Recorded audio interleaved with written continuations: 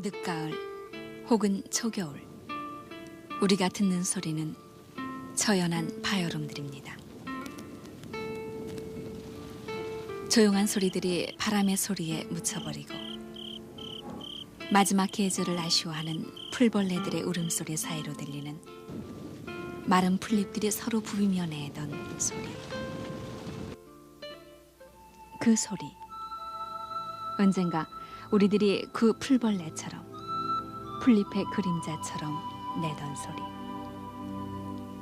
땔감 구하러 산에 오르면서 허기 채우러 솔껍질 떼러가면서 소목이러 논두렁 걸으면서 삐삐 처량한 소리를 내던 우리들의 풀피리 소리.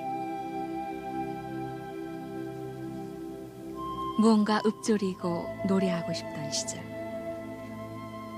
봄의 버들피리, 여름의 보리피리는 잘도 우리들의 소리를 내줬지만 풀잎마저 말라버린 가을, 그 소리마저 낼 수 없었던 사연이 쌓여 지금 우리의 중년들을 음치로 만든 그때.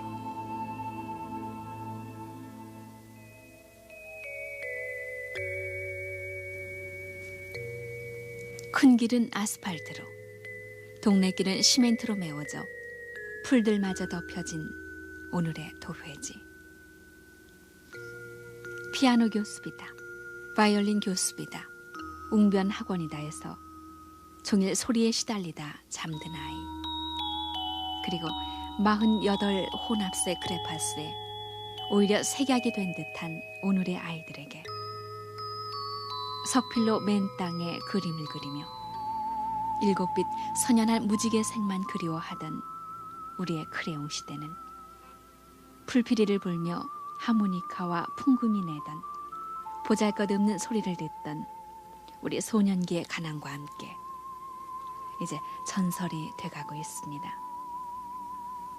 가난의 색으로, 궁핍의 소리로 얼룩졌던 그때 우리의 그 모습을 아십니까?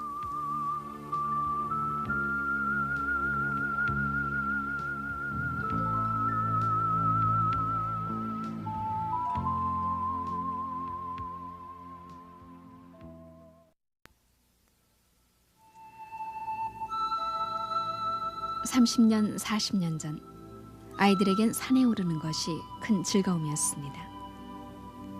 보리밥 한 그릇 마음 놓고 먹을 수 없었던 그때, 산에 가면 소나무 껍질을 벗겨 굶주린 배를 채울 수 있었고, 도토리도 따고 재수가 좋은 날은 굵은 알밤도 따낼 수 있었습니다. 입안에 넣을 것이 없어 심심하면 풀잎을 따내 입에 물고 풀피리를 불었습니다. 풀잎을 반으로 접어 입술로 쪽쪽거리며 빨아들이면 소프라노의 기묘한 파열음이 새나왔습니다. 하지만 아무리 배에 힘을 주고 노랫소리를 내려 해도 메마른 입술만 이내 갈라지고 부르틀 뿐 노랫소리는 나오지 않았습니다. 몇 번 불지도 않아 풀잎이 찢어지고 숨이 가빠 야윈 가슴을 헐떡여야만 했습니다. 봄이면 여린 버들가지를 꺾어 버들피리도 불고, 새파란 보리 줄기를 잘라 보리피리도 만들어 불었지만 요즘 같은 늦가을엔 풀잎마저 말라붙어 아이들은 바람소리 듣는 일이 고작이었습니다. 음울한 바람소리. 아이들의 음감은 마이너 단조일 수밖에 없었습니다. 제대로 된 악기 하나 가질 수 없었던 시절, 무언가 읊고 노래하고 싶었던 시절, 그 갈증을 다소나마 채워준 것은 학교 음악 시간이었습니다. 풍금이라야 학교에 한 대뿐이어서 음악 시간이 되면 아이들은 우르르 옆 교실로 물려가 풍금을 옮겨왔습니다. 이 교실 저 교실로 끌려다니느라 칠이 벗겨지고 상처투성이었던 낡은 풍금. 그 풍금은 털털거리는 고물 자동차처럼 발판을 굴려 모은 바람을 쏟으며 처량한 소리를 냈습니다. 하지만 아이들에겐 발판을 쉴 새 없이 구르면서 건반을 누르기만 하면 반달, 고향의 봄, 오빠 생각의 멜로디가 흘러나오는 그 나무 상자가 그렇게 신기할 수가 없었습니다. 여러간이 한두 대 있어 봤던들 날아가서 이 교실에서 저 교실로 옮기다가 어린 학생이 힘겨워해서 겨우 옮겨놓고 보면은 듣는 소리는 삑삑거리고 이상한 소리가 들릴 때도 많았어요. 그 다음에 그 중에서 혹시 어떤 학생이 음악에 대해서 소질이 있어서 몰래 풍금을 연주하다가 그 소리를 듣고 쫓아오시는 선생님에게 뺨을 만든 적도 있었습니다. 해방 직후에는 음악의 수준이 낮아서 오늘날 합창처럼 어떤 선생님이 취미 갖고 있는 선생님이 합창을 학예회 때 발표하면은 듣는 관중이 왜 저 소리가 맞지 않느냐고 저 무슨 소리가 저러냐고 오히려 관중이 우수교사를 나무라는 그런 때도 있었습니다.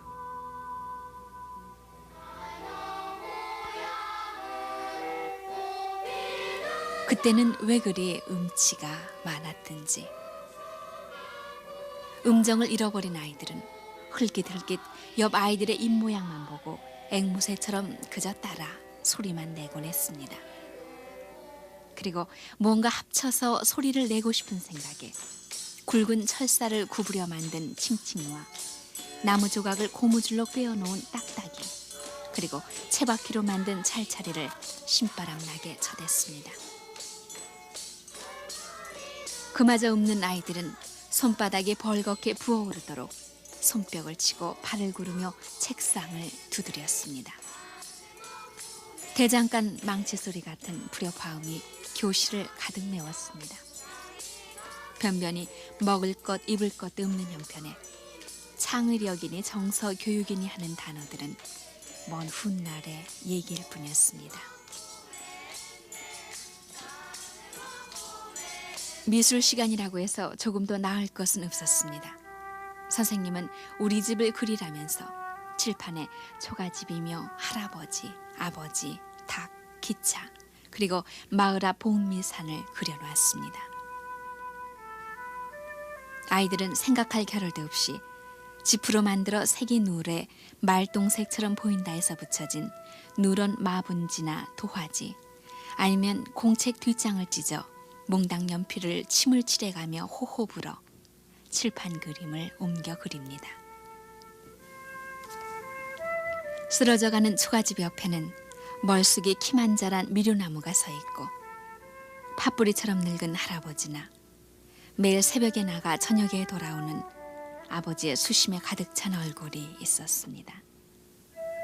꿈 많고 호기심 많은 10살 나이에 아이들은 숙명처럼 피할 수 없는 가난만 그릴 수밖에 없었습니다. 파라핀에 알료를 섞어 만든 그 조악한 크레용. 지금 아이들은 24가지 색이니 48가지니의 색의 크레팟을 쓰고 있지만 그때는 6가지 색깔의 크레용도 귀해서 한 반에 2서너 명만이 갖고 있을 뿐이었습니다. 그래서 미술 시간은 이 책상 저 책상을 기웃거리며 크레용을 빼앗다시피 빌려오는 아이들로 소란스러웠고 원색의 생활 환경이 거의 없었던 때여서 빨간색, 노란색의 크레용은 자주 달아 언제나 몽당 크레용이었습니다. 그러나 크레용조차 빌리지 못한 아이들은 누런 마분지에 몽당 연필 대상만 할 뿐이었습니다. 그때 크레용도 구하기가 별로 어렵습니다. 그래서 크레용을 대체로 해서 숟가루도 이용해 본 예가 있고 또 선생님이 쓰고 있는 분필도 때로 훔쳐서 그것을 물에 찧어서 색으로서 나타내 본 배도 있습니다. 그리고 내과에 가서 돌을 주워 가지고 여러 가지 색이 포함되어 있으니까 이것을 가루를 만들어서 화재에 나타내 본 그런 적도 있습니다.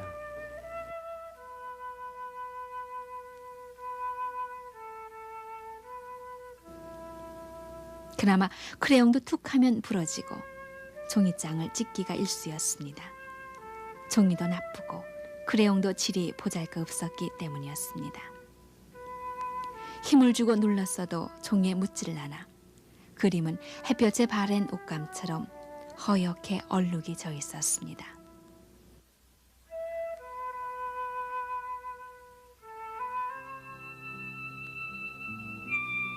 학교에서 돌아오면 아이들은 양지 바른 동네 마당에 모입니다. 아이들은 새끼줄로 기차를 만들어 골목을 뛰어다니며 학교에서 배운 기찻길 옆 노래를 부르기도 하고 공마당 사람들처럼 주먹손으로 나팔을 부는 흉내를 내며 온 동네를 누비고 다녔습니다. 그림을 그리고 싶으면 땅바닥에 하얀 석필로 그어댔습니다. 무서운 선생님의 얼굴도 미운 짝의 얼굴도 그렸습니다. 동네 마당은 분칠을 한 듯 석필 장난으로 하얗게 뒤덮였고 바람벽은 낙서로 성할 날이 없었습니다. 그때 아이들의 그림과 노래는 그렇게 시작되고 끝이 났습니다. 그러나 동네 마당에 서울 간 삼촌이 보냈다는 번쩍이는 하모니카를 힘껏 뽐내며 한 아이가 나타납니다. 아이들은 모두 그 아이의 팔에 매달려 한 입만 불어보자며 아우성 쳤습니다. 겨우 한 입씩 불고 나면 어찌나 서운한지 하모니카를 도로 빼앗아 달아나는 아이의 뒤를 졸졸 따라다녔습니다. 하모니카나 실컷 불어봤으면. 하모니카가 원이 된 아이들은 알맹이가 새까맣게 말라버린 씨 옥수수를 입에 물고 하모니카 부는 흉내를 냈습니다. 삼촌이 보내준 하모니카를 든 아이는 동네 친구들을 따돌린 뒤 마을 앞 개울가에 쭈그리고 앉아 하모니카를 닦고 또 어루만지며 종일토록 불어댔습니다. 입가가 찢어질 듯 아프고 숨이 가빴지만 하모니카에선 샘물처럼 소리가 솔솔 흘러나왔습니다. 그러나 하모니카 소리는 우리의 음악은 아니었습니다. 가락이나 박자, 음색, 화성 등 그 어느 요소도 제대로 갖춘 것이 없는 단지 우리의 소리통에 불과했습니다. 어머니들은 우리들에게 음악 공부를 시키려 하지 않았습니다. 음악은 결국 배고픈 치거리밖엔 아무것도 아니라는 어머니들의 생각 때문이었습니다.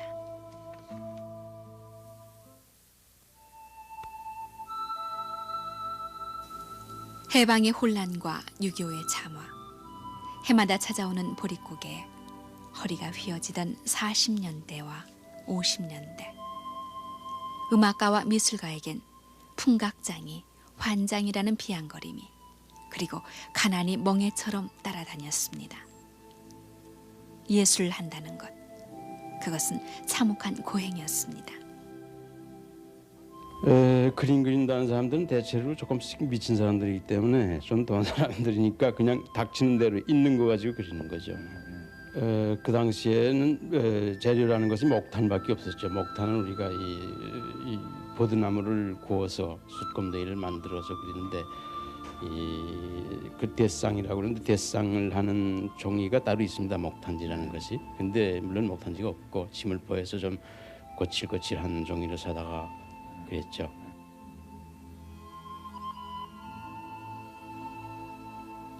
예술의 암흑기와 다름없었던 그 시대에도 음악회 미술 전시회는 끊이지 않고 맥을 이어왔습니다. 악기를 만질 줄 아는 사람들이 모여 연주회를 열고 삶과 예술을 꾸려나가기 위한 전시회가 여기저기서 열렸습니다. 1949년 11월 유교가 나기 직전 우리나라 첫 번째 국전이 열렸는가 하면 휴전이 된 1953년에는 전봉초의 첼로 독주회가 열려 전쟁으로 허지러진 사람들을 끌어모아 비로소 음악의 소리를 듣게 했습니다. 그러나 음악과 미술은 하루하루 연명하기에 바쁜 보통 사람들과는 너무나 멀리 떨어져 있었습니다. 50년대 어느 해 통계로는 춘천에 있는 피아노가 고작 석 대였다고 할 정도였으니까 말입니다. 1956년 그때 피아노 한 대 값이 80만 원, 쌀 60가마 값이었고 그 돈이면 번듯한 집 한 채를 살 수 있었습니다. 이 무렵에 혜성같이 나타난 꼬마 피아니스트 한동일은 이 땅을 온통 피아노의 열기로 들뜨게 했습니다. 지금이야 일반 상식으로라도 알고 있는 피아노의 거장 라흐마니노프의 이름도 들어본 적이 없던 한동일이 54년 11살의 나이로 미국으로 건너가 뉴욕 카네기 홀에서 데뷔한 데 이어 세계적인 콩쿠르 대회를 휩쓸었습니다. 한동일의 얘기는 전쟁으로 지친 사람들의 마음에 뭔가 하고 싶은 생각을 일게 했습니다. 뭐 라흐마니노프나 프로코피프 같은 그런 작곡가 있는지도 몰랐어요. 제 시대에는. 그래서 아무튼 그런 상태에서 저희 아버님이 저를 데리고 여기 와서 한 시간, 저기 와서 1시간 연습하고 할 적에 밥도 제대로 못 먹고 겨울에 우리가 너무나 추워가지고는 피아노를 한다 하지만 손이 다 갈라지고 장갑도 제대로 없고. 천재 피아니스트. 사람들은 먹성 입성을 제치고 너도 나도 앞을 다퉈 아들 딸들을 천재 피아니스트로 만들기 위해 값비싼 피아노를 마련하는 것이 꿈이었습니다. 그러나 막상 피아노 공장에서는 하루 한 대의 피아노를 만들기에도 벅찬 실정이었습니다. 그 당시는 우리가 피아노를 만드는 데 있어서 주 골격이 되는 것은 외국에서 수입을 해다가 외장하고 건반만을 우리가 가공해서 만들어 붙였습니다. 그때 한 30여 명이 하루에 한 대를 못 만들었습니다. 작업 방법도 상당히 원시적이어서 목공일 하는 사람들이 대패질, 끌질, 톱질로 해서 피아노에다가 맞춰봤다가 다시 뜯어서 그 도장을 해서 재조립하는 그런 상당히 원시적인 작업을 했었습니다.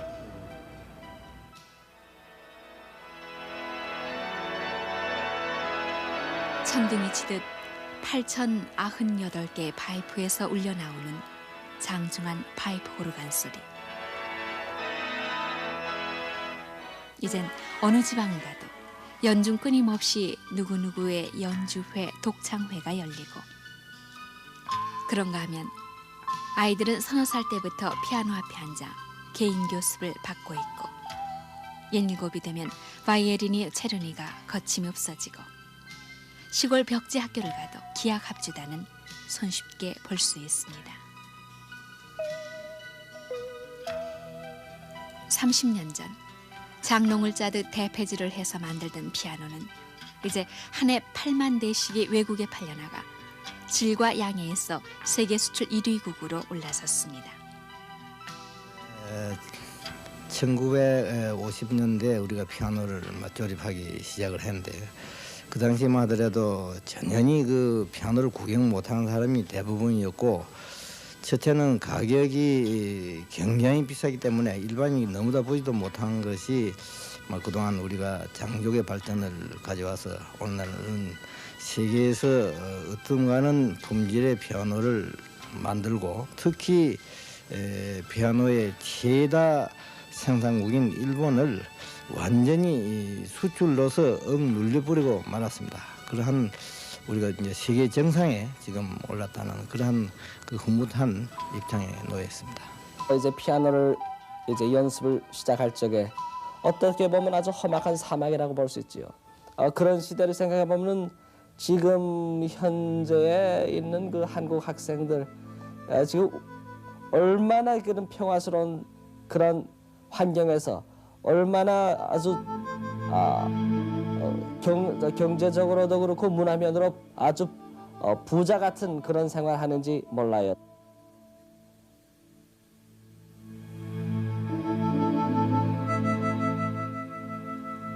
청계산에 새로 선 현대미술관은 그림이 없어 못 걸 정도로 전시 공간이 넘쳐나고 있고, 유명 화가의 그림은 한 호에 몇백만 원씩에 팔려나가고 있는 오늘, 유아원 아이들이 36가지의 색, 48가지 색의 크레파스로 값비싼 스케치북에 그려내는 것은 그 옛날 우리들이 마분지며 도화지에 그리던 궁핍이 아니라 로켓이며 로봇이며 빌딩에 요란한 모습들입니다. 이 밤 소란한 도심을 퇴근해온 중년들의 귀에 잊어버렸던 한 소리가 들려옵니다. 바람의 소리에 가린 듯 멈춘 듯 입술을 부르트게 불던 풀피리와 하모니카 소리. 발이 닿지 않아 선체로 손가락 아프도록 도미솔 도화라 시레솔만 눌러보던 누런 풍금의 건반. 그러나 마분지 도화지에 손끝에 묻어나도록 눌러칠하던 몽당 크레용의 기억과 함께 그 아픈 소리들은 밤늦게 이웃집에서 들려오는 피아노 레슨 소리에 쫓겨 어디론가 사라집니다. 우리는 세월의 아픈 마디가 담긴 소리를 이제 잃고 있습니다. 그때 그 소리를 아십니까?